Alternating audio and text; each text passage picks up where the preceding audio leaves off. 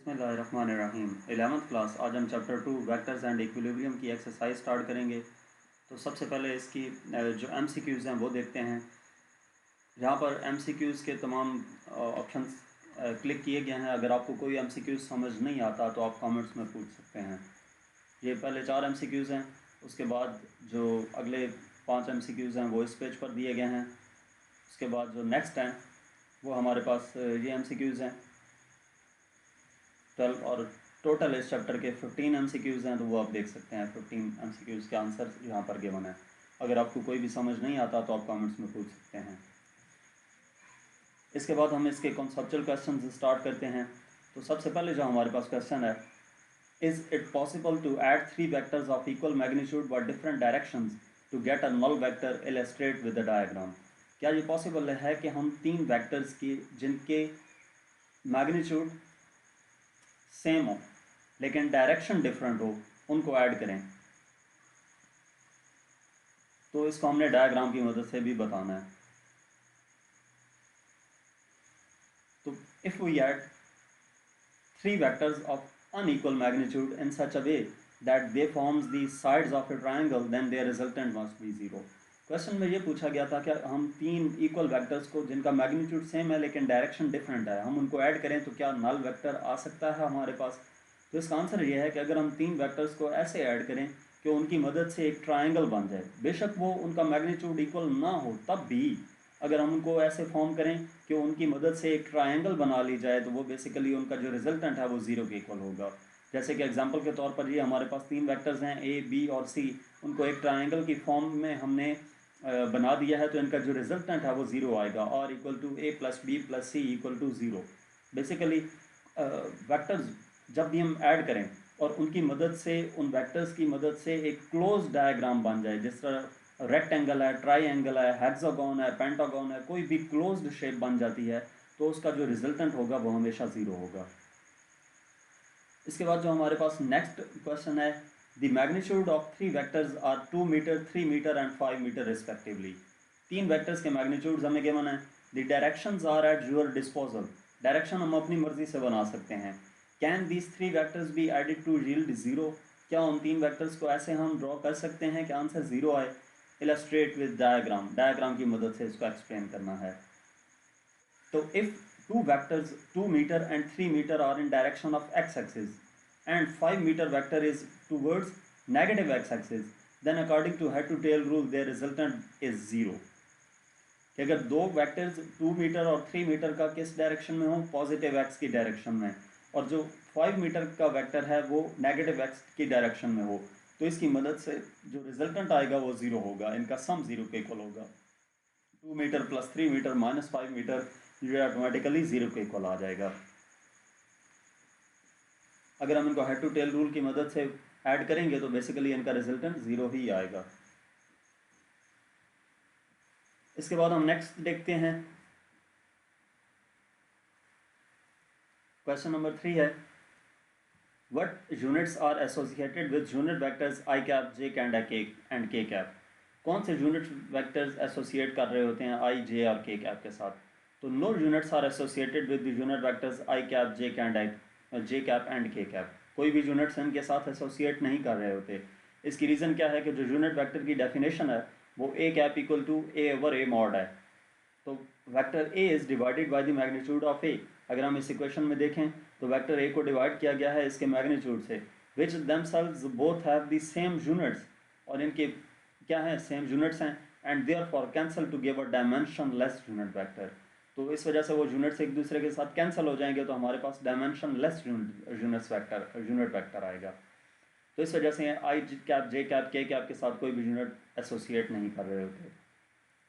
Next question है, question number 4, can a scalar product of 2 vectors can be negative. Scalar product 2 vectors का negative हो सकता है। Provide a proof and give an example. Proof देना है और example भी देनी है। स्केलर प्रोडक्ट बेसिकली हमने बताना है 2 वेक्टर्स का नेगेटिव हो सकता है या नहीं। तो the scalar product of 2 vectors can be negative. Negative हो सकता है the angle between 2 vectors is 180 और 2 vector are anti parallel to each other. यानी कि 2 वेक्टर्स के दरमियान जो एंगल है वो कितना हो? 180 डिग्री का हो, या वो एक दूसरे के एंटी पैरेलल हों, तो उस वक्त क्या होगा, स्केलर प्रोडक्ट नेगेटिव होगा। स्केलर प्रोडक्ट का जो फार्मूला है a b equal to a b cos theta, अगर हम उसमें थीटा की वैल्यू 180 पुट कर दें तो कॉस 180 माइनस 1 होता है, तो ये माइनस ए बी आ जाएगा। इसका मतलब क्या है कि स्केलर नेगेटिव है। तो this shows that scalar product of two vectors can be negative, यानी कि स्केलर प्रोडक्ट दो वेक्टर्स का नेगेटिव हो सकता है। इसके बाद हमारे पास नेक्स्ट क्वेश्चन है, बल्कि इसकी एग्जांपल है, पहले एग्जांपल देख लेते हैं। Work done against gravity W equal to f d होता है। यहाँ पे F क्या है, एम जी है, F equal to m g. जाहिर सी बात है उतनी फोर्स लगानी पड़ेगी जितना उस सब्जेक्ट का वेट होगा, यानी कि F इक्वल टू डब्ल्यू इक्वल टू एम जी। तो और डिस्टेंस कितना है, जितनी हाइट पे है लेके जाना है। So putting values W equal to m g h cos theta, f d cos theta होता है तो m g h cos theta, m g h cos 180, क्योंकि जो वेट है डाउनवर्ड है और हम फोर्स अपवर्ड लगा रहे हैं, फोर्स अगेंस्ट ग्रेविटी कर रहे हैं, तो थीटा कितना आएगा, 180 आएगा। तो यहाँ से W equal to minus m g h आ जाएगा। Hence work done against force of gravity is negative. Next question है question number 5। A and b are two non zero vectors, दो नॉन जीरो वैक्टर्स हैं। How can their scalar product be zero, इनका scalar product zero कैसे हो सकता है। And how can their vector product be zero, और उनका vector product कैसे जीरो हो सकता है। दो नॉन जीरो वेक्टर्स हैं, उनका स्केलर प्रोडक्ट कैसे जीरो होगा और उनका वेक्टर प्रोडक्ट कैसे जीरो होगा। तो if a and b are perpendicular to each other then their scalar product can be zero. अगर परपेंडिकुलर हो वो एक दूसरे के तो उनका स्केलर प्रोडक्ट जीरो होगा। ए बी जो स्केलर प्रोडक्ट का फार्मूला है a dot b equal to a b cos theta, theta यहाँ पे परपेंडिकुलर होने की वजह से 90 डिग्री होगा, तो a b cos theta, cos theta की कॉस 90 की वैल्यू जीरो होती है, तो ये सारी वैल्यू क्या हो जाएगी, जीरो हो जाएगी। तो स्केलर प्रोडक्ट ज़ीरो कब होगा, जब ए और बी के दरमियान एंगल 90 डिग्री का होगा। और जब ए और बी के दरमियान एंगल जो है वो ज़ीरो या 180 होगा, यानी कि वो पैरेलल होंगे या एंटी पैरेलल होंगे एक दूसरे के, तो तब आंसर क्या आएगा, तब भी ज़ीरो आएगा। यानी कि a cross b equal to a b sine theta, जो इसके लिए वेक्टर प्रोडक्ट के लिए फार्मूला है। तो हम थीटा की जगह 0 डिग्री या 180 डिग्री अगर पुट करते हैं तो यहाँ पे ए बी साइन 0 या ए बी साइन 180 0 के इक्वल ही आएगा।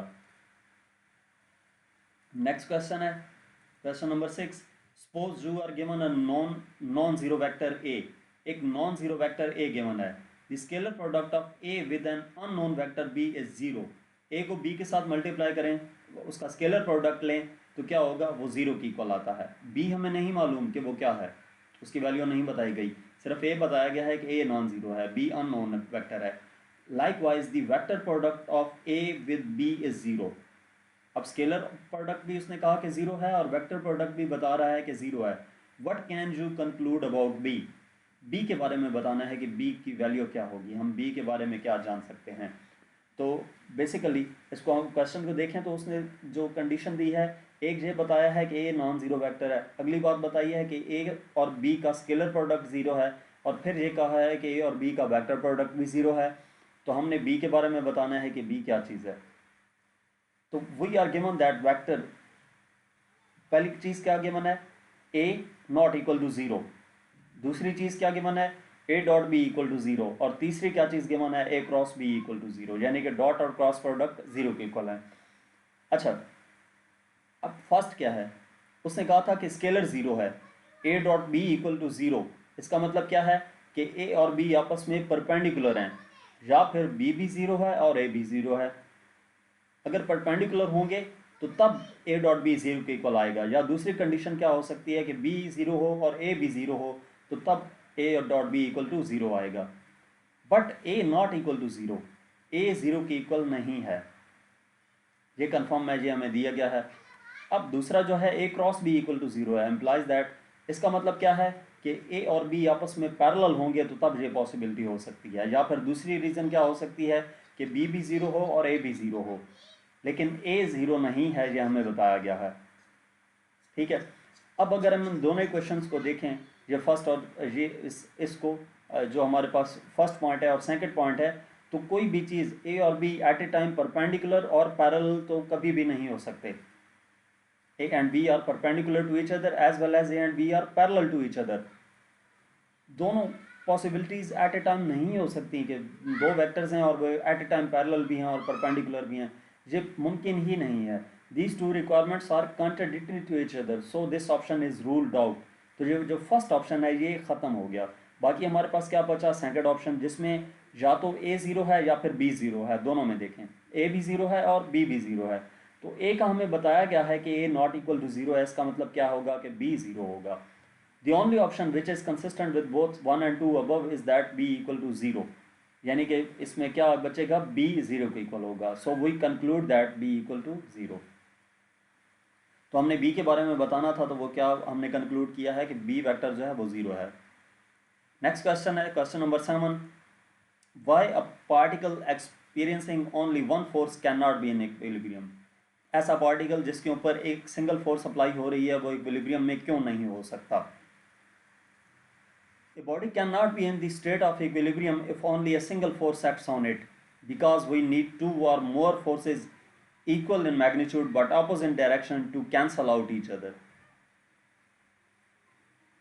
कोई भी बॉडी इक्विलिब्रियम स्टेट में उस वक्त नहीं हो सकती जब उसके ऊपर सिंगल फोर्स अप्लाई हो रही हो, क्योंकि बॉडी इक्विलिब्रियम में कब होती है, जब वो बैलेंस होगी.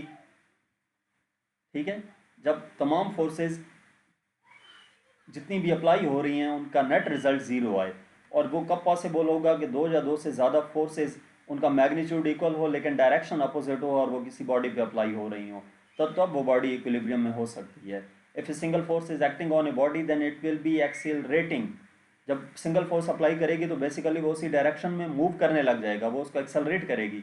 इस वजह से क्या होगा कि वो बॉडी इक्विलिब्रियम में नहीं रहती. तो जो पार्टिकल है वो सिंगल फोर्स की मौजूदगी में इक्विलिब्रियम में नहीं होता.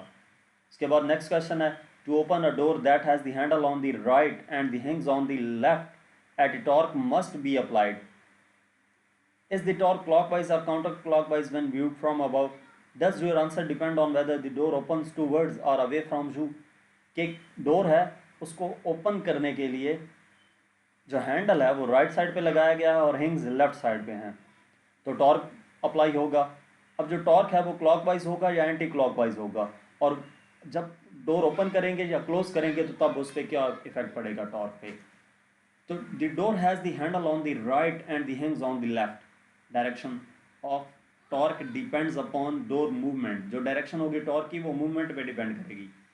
If the person opens the door by pulling it, जब आदमी क्या करेगा, दरवाजे को पुल करेगा, the torque produce in the door will be clockwise torque. तो जो टॉर्क उसमें प्रोड्यूस होगा वो किस डायरेक्शन में होगा, क्लॉकवाइज टॉर्क होगा. आप इसकी छोटी सी डायग्राम बनाकर बुक पर देख भी सकते हैं कि लेफ्ट साइड पे आपने क्या रखना है. लेफ्ट साइड पे हमारे पास क्या चीज़ थी, हिंग्स, और राइट साइड पे हैंडल था.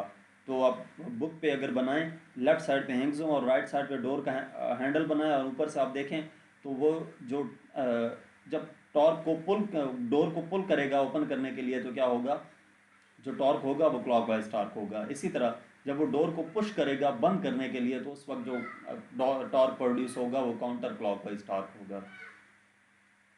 इसके बाद नेक्स्ट क्वेश्चन है हमारे पास question number 9. Explain the warning never use a large wrench to tighten a small bolt.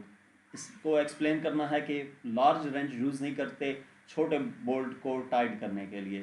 Basically her length के रेंच हमारे पास मौजूद होते हैं, मार्केट में मौजूद होते हैं. वो बेसिकली इसी वजह से होते हैं कि जो लार्ज रेंच होता है उसकी मदद से स्मॉल बोल्ट हम ओपन या टाइट नहीं कर सकते. उसकी रीज़न क्या है वो देखते हैं ज़रा.